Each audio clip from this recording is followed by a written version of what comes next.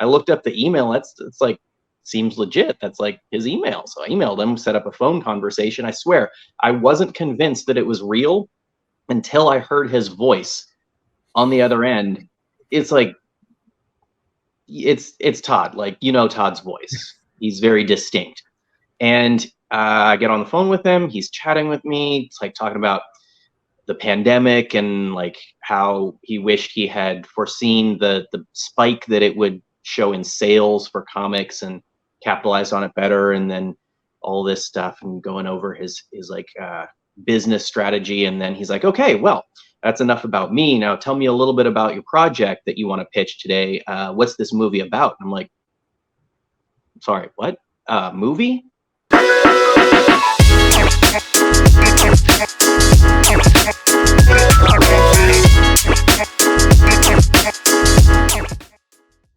So thank you everybody for joining us on the Fandam Collectibles YouTube channel.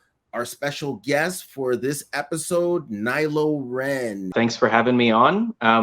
Hey guys, how's it going? I'm Thaddeus Robeck. You might know me online as official Nihilo Ren. Or if you've seen my work on covers, you might see just Robeck, like that one. And yeah, I've been doing covers for Todd McFarlane Productions for about a year now. And I've been doing a couple of other indie covers. I've been doing a lot of fan art, posting it online. So you might have seen that. And looking forward to getting some more gigs soon, putting some more stuff out. I got a lot of stuff in the works, some stuff in the pipeline. So look forward to seeing more of that over the coming year. All right. Thank you for that intro. And, speaking of doing work for Todd McFarlane, I think it's only appropriate that we start with your first published cover. We seeing the same thing? It's loading. It's there. Awesome. Yep. Awesome. We are in business. So the Scorch #9, this was the A cover. Mm-hmm. And we have an amazing depiction of She-Spawn. You want to talk to us a little bit about, first of all, getting in contact with the Todd father himself and being in a position to actually do an A cover for Todd McFarlane Productions? Yeah, so that was an interesting experience. I just out of the blue, after I've probably been doing fan art for like a year at that point, just posting it on that Instagram, and I got a DM from the Todd McFarlane account on Instagram, and it had a blue check, and back when that meant something. So I was like, huh, okay. So I read it, said, liked your fan art and wondered if you'd be interested in doing some artwork for me. Give me an email anytime. And I was like, man, this is a really elaborate prank that somebody's playing on me. They know just the right strings to pull. Showed it to my girlfriend. She's like, is that real? That can't be real. Like, I don't know. I mean, I looked up the email. It's like, seems legit. That's like his email. So I emailed him, set up a phone conversation. I swear, I wasn't convinced that it was real until I heard his voice on the other end. It's like, it's Todd. Like, Todd's voice. He's very distinct. And I get on the phone with him. He's chatting with me. It's like talking about the pandemic and like how he wished he had foreseen the spike that it would show in sales for comics and capitalized on it better, and then all this stuff, and going over his like business strategy. And then he's like, okay, well, that's enough about me. Now tell me a little bit about your project that you want to pitch today. What's this movie about? And I'm like, sorry, what? Movie? Hang on, I'm not quite sure what we're doing here. I said, hey, I'm a little curious because of the message that you sent. Like, what can I do for you, like illustration wise? And he's like, the movie script, right? You're pitching me the script. I'm like, I don't have any idea what you're talking about. And he's like, you're Thaddeus, right? I'm like, yeah. He's like, Thaddeus with the movie. No. He's like, oh wow, man, that's such a weird coincidence. I had an interview scheduled with a Thaddeus who's pitching a movie script. What are the chances I'd have two Thaddeus's in 1 week? I'm like, very, very slim. I've only ever met one other Thaddeus. So got our wires a little bit crossed there. Once we got on the same page, he pulls up the Instagram. He's like, "Oh, you're the illustrator. You're doing fan art." Yeah. He's like, "Oh yeah, we'd love to have you do some covers for Spawn Comics if you'd be cool with that." I'm like, "Yeah, for sure." And then as the conversation concluded, he's like, "You know what?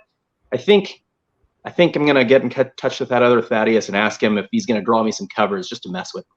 Like, yeah, do that. Let me know how it goes.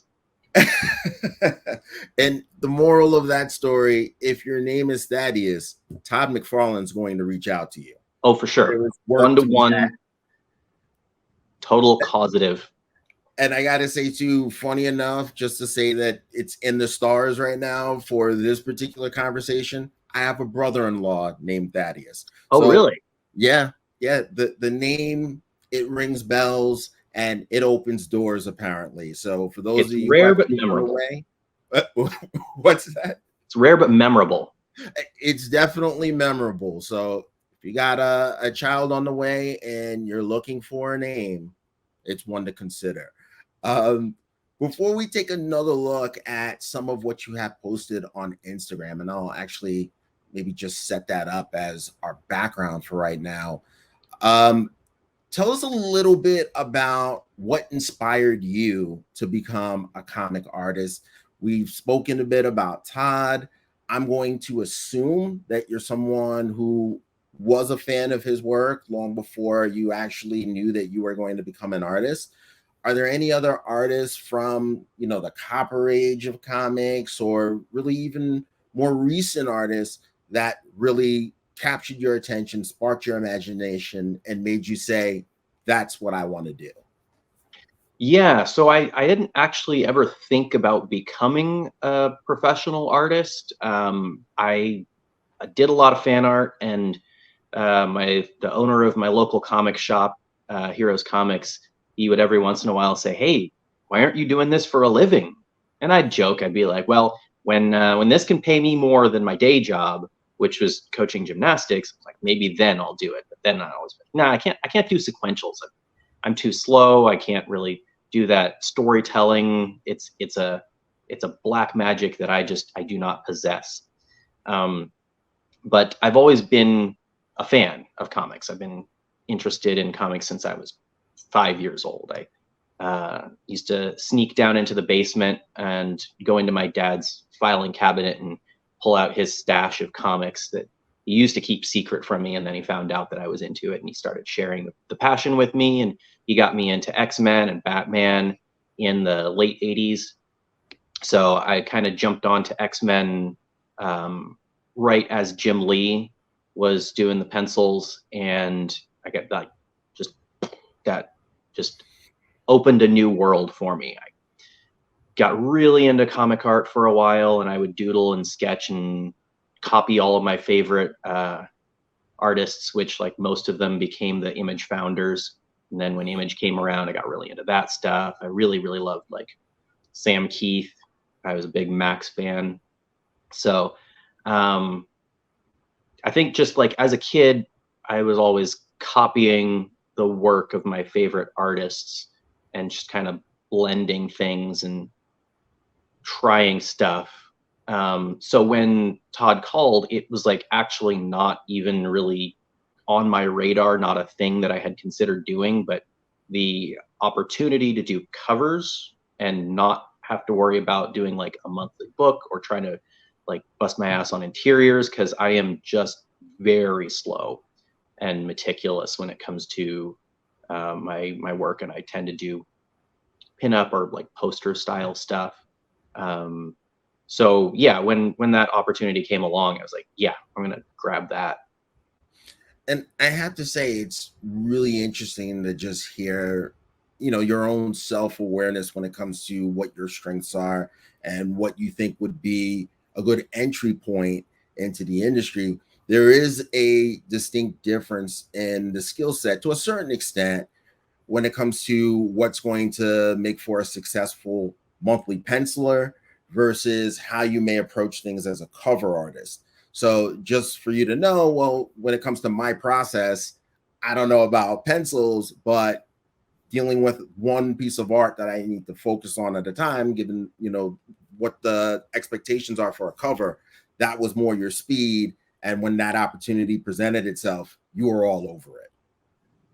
Oh yeah, I think I've noticed recently more so that everything that I feel like I'm unique and there's this thing about me that I just can't reconcile with like mainstream society.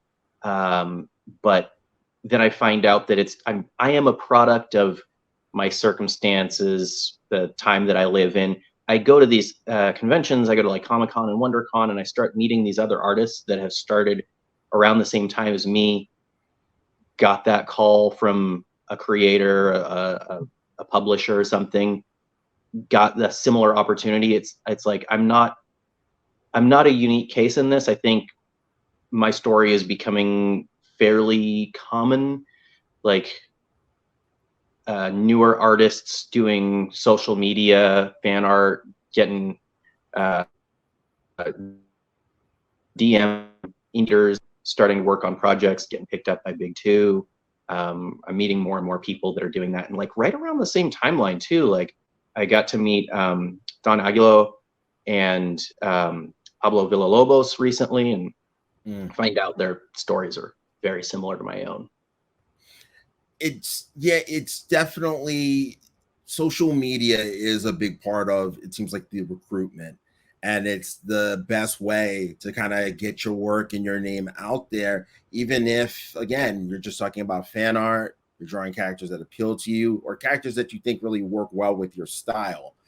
If you can get a decent amount of followers, it seems like it's only going to be a matter of time before a publisher takes notice. And at that point, when you have the professional credits, you're going to be involved in industry gatherings where you network, and like any other career, any other field, you get a chance to talk with colleagues, with peers. And like you said, it just seems to be very common nowadays for people to be a little reluctant about the commitment required for pencils, like monthly sequential art.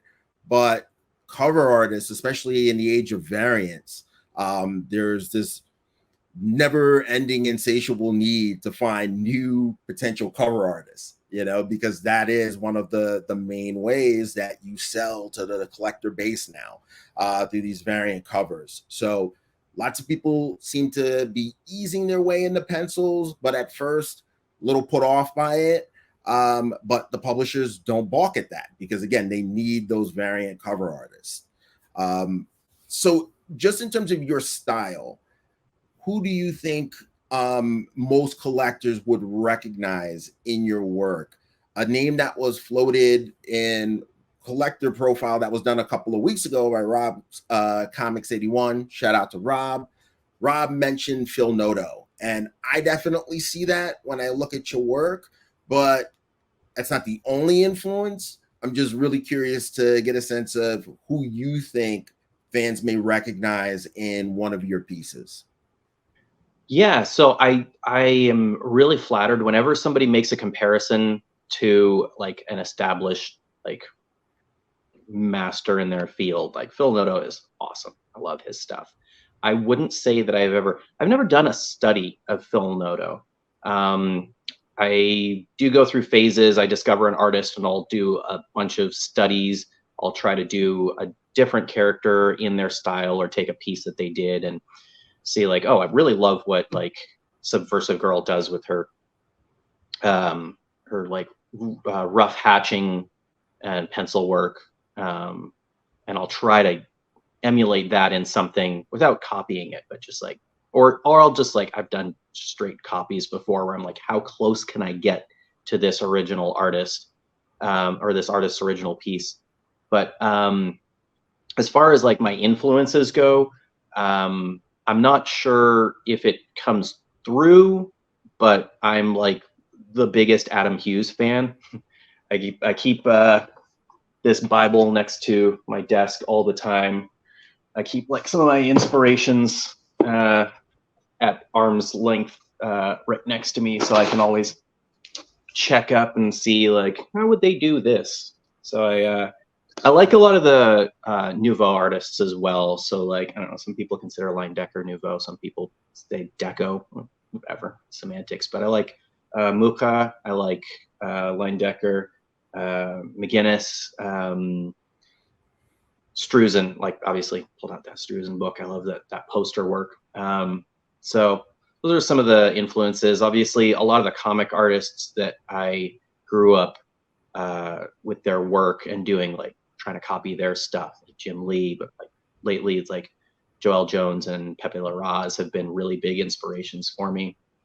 I know when I read House of X, that was like a third renaissance for me. It was like, this is possible. This is beautiful. I've got to see what I can do to incorporate some of this into what I'm doing.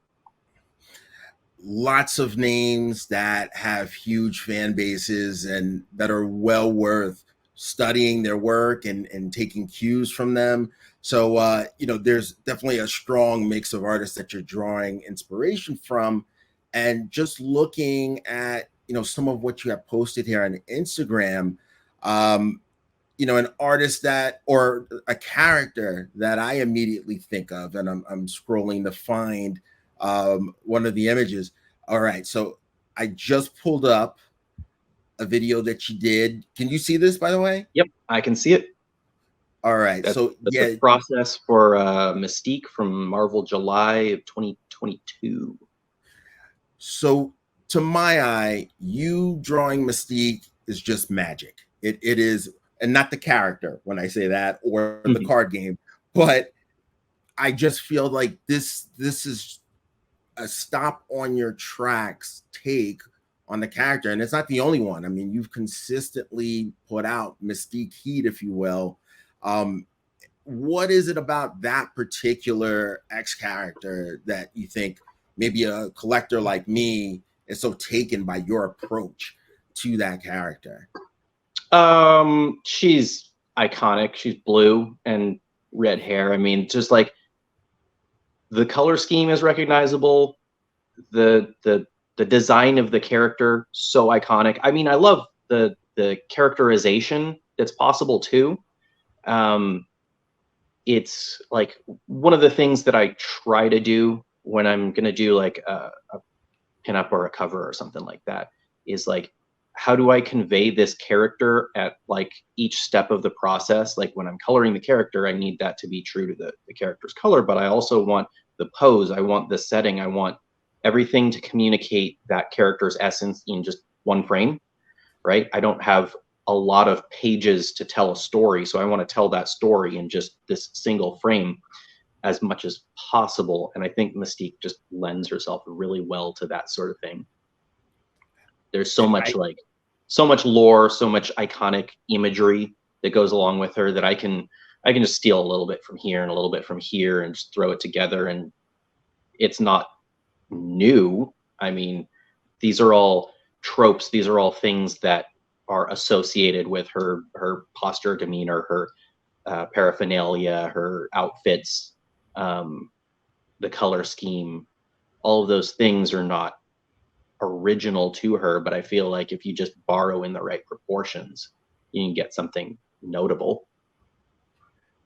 I mean, like I said, it's just fantastic the way that you can capture her. Now, mind you, I know there are people probably screaming like, "Sketch God, stop! That looked amazing." All of Nihilo's work is just really fantastic, jaw-dropping, worthy of the attention. I just wanted to point out, though, with Mystique, I feel like there's something really special that you have going on here, but it's by no means the only X character that I think you've really done a magnificent job of capturing.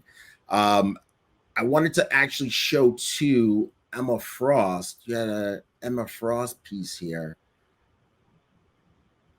that I couldn't take my eyes off of this yesterday evening. Oh man. Can you, if you don't mind, can you talk a little bit about this? So I get a lot of like private commission requests for Emma Frost, like probably top 3 characters that I get requested. And when I do a commission, I usually do like 3 sketches of something within the general parameters of what was requested, and then, you know, have the client choose between, you know, 1, 2, or 3. And because I sketch digitally, I do all my sketches in Clip Studio Paint, and then I'll print them, do my values and color and colored pencil work and whatever on art paper. But because I sketch them digitally, I can make those sort of iterative changes, and I can swap things like, oh, you like the face from sketch number 1, and let's put it on the body from sketch number 2, make it work with the background from the 3rd one, whatever. I get leftovers, a lot of leftovers after doing a whole bunch of Emma Frost. I have this part of this sketch, and this is one that I did not do as a commission. It was one of the rejected sketches, and I was like, how did you not go with the obvious choice? But, you know, it's the client's choice. Whatever speaks to them, they're going to make a request. I'm going to try to see their vision through as best I can. But I just had this one just burning a hole in the back of my brain. Like, I really like that pose. I really like the way the hair was flowing. This one was like almost done when I submitted it for review. So I was like, no, this is just going to become a personal project. I'm going to do that on my own. And I kind of used it as like a test piece for a coloring style that I was like dabbling with, just trying out. It's actually really helpful for my workflow, because this one was done just in like a color flat layer. I'm not sure if you guys are familiar with like how like digital coloring is done, but usually you'll just sort of like lasso tool the shape of the figure to separate it from the background, like do a color fill, and then you go in from there and do your renders. There's lots of information on the internet about flatting, but I basically did a method of double flats where I took the flat layer, did all the native colors. So it's like, this is basically what the skin tone is going to be, the hair, the dress, the fur, and then separated from the background. Just took that layer, slightly changed the hue of it, the darkness, and then just used a lasso tool to cut out bits, kind of like you would cell shade something. It's really quick and easy, and it has a pretty decent result, in my opinion. To say the least. I think most people would say that's more than just a pretty decent result. This is a stunning Emma Frost piece. So thank you for giving us some insight into the process behind its creation. Just looking again, there's just so much that I can comment on. There was a Magic and Rasputin, the 4th piece. I think you had it in 2 separate posts. Oh, you know what? I know the one you're talking about. I think that was actually the first time I tried that double flat technique. It was like, yeah, right there. It was, yeah, it was like the first time I tried that cell shading technique with the 2 flat layers and just adjusting the contrast on them. And like, oh, this could work. And then later on, I kind of refined it with that Emma Frost piece by going in with more soft brushing, soft edges. That one, yeah, I like the Rasputins. I'm a big fan of Ileana, and I really liked Rasputin 4 when I met her in Powers of 10. Definitely a character that instantly became a fan favorite, and just wonderfully captured.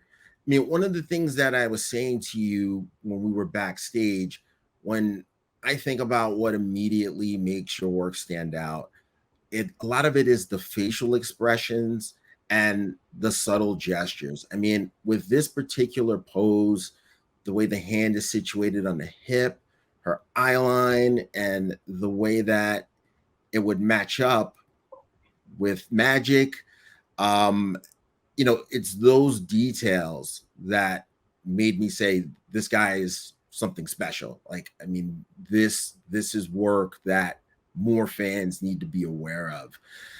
Can you talk to us a little bit about just what you think about when you're deciding how you want to give us a sense of, I guess you would say it's the character's inner life, like what's on their mind, what they're thinking about, how we can learn more about who they are through the actual image that you're painting, drawing, etc.? Okay, so when I decide on a character, oftentimes I'll have reference already like ready to go for that character, and then I'll just go through my folders. I just keep like anytime I see I follow a bunch of accounts that do photo reference for artists, and then like if I'm scrolling Reddit or something, I'm just pulling reference images, throwing them in a folder for later. I'll be like, okay, we're gonna do, let's say we're gonna do Rasputin's today. We're gonna do Ilyana and Rasputin 4, and I want a pose that's like defiant and a little snobbish. I'm gonna take a face from one reference, shoulders, legs. I'll start doing a photo bash to kind of get it in my head, what I want it to look like. And then I can play with it from there. I can use Warp Tool. I can do photo manipulation and stuff like that until I kind of get the gist of what I want the layout to be, the composition is going to be like. And then if the photo bash is looking good, I might do a quick trace of it and then start working on my values or my costume pieces. So I usually don't reference the costumes so much as I just do the poses. Or if I'm kind of like trying to do something a little bit more freeform and it doesn't have a one-to-one like photo with the lighting that I want, I use a program called Terawell Design Doll, which is just kind of like a 3D model that's posable, and you can adjust the light source on it. Sometimes I'll even have a reference already, like I like this, but I don't like the light. I want to change it where it's the point of origin. That really hard math to do in my brain, so I will lean on those tools to figure out where the light source is. The pose needs to communicate the character, the attitude that they have, the demeanor. I want to tell story through it. Tangent, this was a thing that I kind of started thinking about and put the question to Instagram yesterday. I was like, what characters could you not identify without their color scheme? And then I was expanding on that, thinking about like, what characters could you convey in black and white or in a different costume or not in their costume? Like, how could you show Emma Frost if she was not wearing an Emma Frost costume? Like, if she was cosplaying as Kitty Pryde, how would you know it was Emma Frost? Where do you get that? Like, in the face? Is it in the pose? Is she holding a champagne flute? Like, lots of little things. It just comes with knowing the characters. So it's an interesting challenge to figure out like what makes this character unique and interesting. And I have to say, with that Instagram question, I mean, somebody had to go deep into the DC archives. They pulled out what, Rainbow Raider or someone? Yeah, I had to Google that. I had never heard of that character before. Looked him Me up and I was neither. like, Don't feel oh bad. yeah, no, I would be stumped because this guy's character, his costume, it's not like generic, but it's got like the cowl that's been in so many things, like the pauldrons, or like it's a composite of so many different things. And his only like unique thing that I could tell was that it's rainbow colors. That's cool. I'd never heard of it, but I would not know what to do with that character.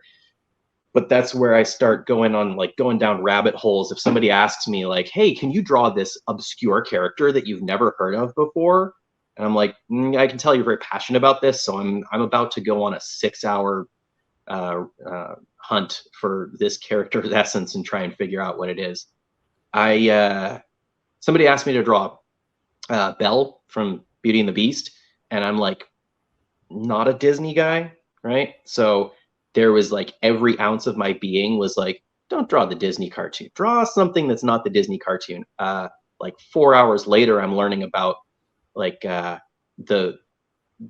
clothes that a peasant might have worn in France in the 1740s when the original story was written, and I'm like, cool, this is useless information, but I know it now and I can call it to mind. My girlfriend comes in, she's like, the client's not gonna like that. Got the sketch done. I was like, but it's like period accurate. She's like, yeah, no, it's not not the iconic dress. That's not what everybody's looking for. I submitted the sketches and the client was like, oh, the one with the ball gown. Yes. And I was like, yeah, I figured as much. At least I broadened my horizons along the way. So you're telling me that Disney fans don't look for period accurate dress first and foremost when they're commissioning pieces? I think Disney fans are a diverse bunch, and very true. The ones that are looking for a commission for an iconic character probably are not looking for something experimental. But I always present the option to be proven wrong. I like that answer, and I will tell you right now, my wife, who is a huge Disney fan, will definitely love that answer. Shout out to the Ebony Blade. Disney fans are a diverse bunch. Okay, so you just saved me, man, for trying to stereotype what some Disney. I'm lucky that my girlfriend was looking over my shoulder when she was, because I probably would have put another like 3 or 4 hours into my research and done a more detailed sketch on something that would have not satisfied the client, just to find out like, oh no, restart, do the whole thing. But luckily I had the extra option of like, here's the iconic dress. The right partner can definitely pull you out the fire. That's for sure. No doubt about that. I did want to get some insight into this particular piece. We have a new Spider-Verse animated film on the way. It's only right.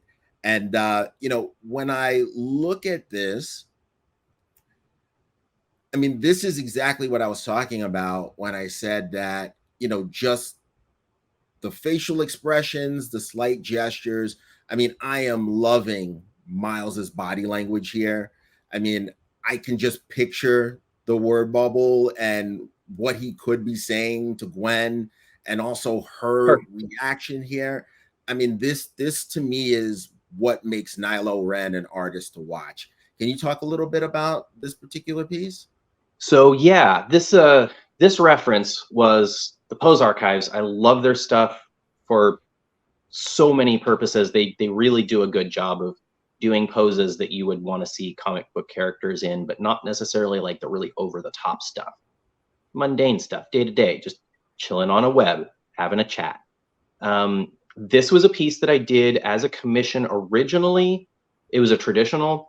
And then this one, I kind of just wanted to reimagine it digitally, just get a little bit more saturation into it and separate the, it was a color knockout piece. I do a lot of those. I really enjoy it, but really difficult to get those, like the webs and the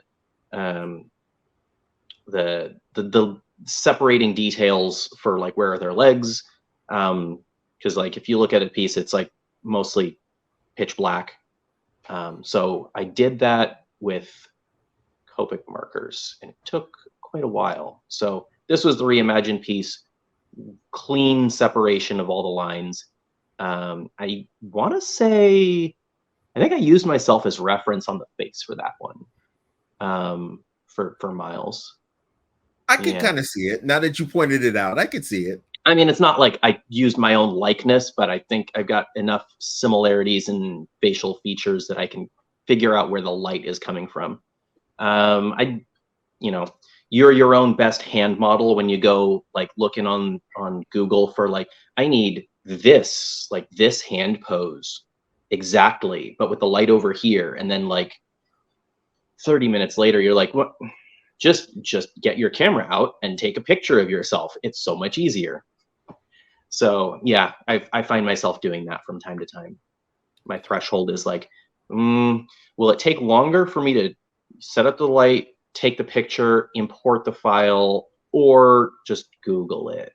So with this one, it was a good combination of like the Pose Archives, got the posture, the body position right, and then I did the face, and then the Gwen's face was a cosplayer that I like. Let me tell you, it was a success. Your approach to that piece, definitely one of the first works of yours that caught my attention and made me say, gotta follow this guy, gotta see what's going on. Nihilo, is there anything that you want to plug or mention? How can people get in contact with you? How can they see your work on a regular basis? So keep your eye out for more covers from the Spawn universe, Scorched, Gunslinger, and King Spawn, and main titles. So I do not know what titles my covers are going to be on ahead of time. I do not know when they're going to come out.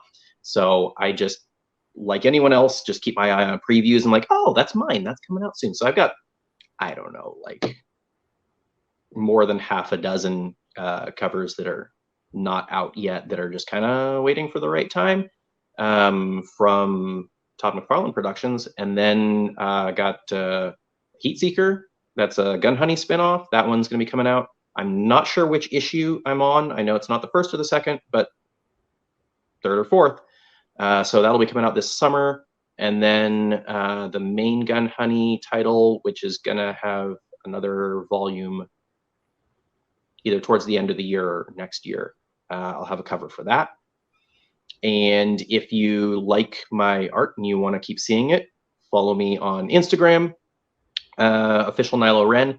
I'm on a bunch of other social media, but I post most frequently on Instagram. But if you want to see like behind the scenes on the covers, works in progress, stuff that I can't show, like this one has a not safe for work version of it. That you can see that on my Patreon, which is Thaddeus Robeck art, or you can search for Nihilo art on Patreon. And I got a few tiers on there where you can check out some of my stuff before I post it on the other social media, or stuff that I can't post on the other social media. And yeah, that's about it. And if anybody has any questions about technique or you like to chat about art, I am always down. I try to respond to all of my messages in a timely fashion. So feel free to hit me up. Listen, we appreciate your time. Thank you for joining us. Everybody out there, this is why you have to make sure you like and subscribe, bringing you access to amazing up-and-coming artists like Nihilo Ren. Thank you for hanging out with us. Nihilo, if you don't mind, stay for a moment because I want to chat with you backstage. Everybody else, until next time.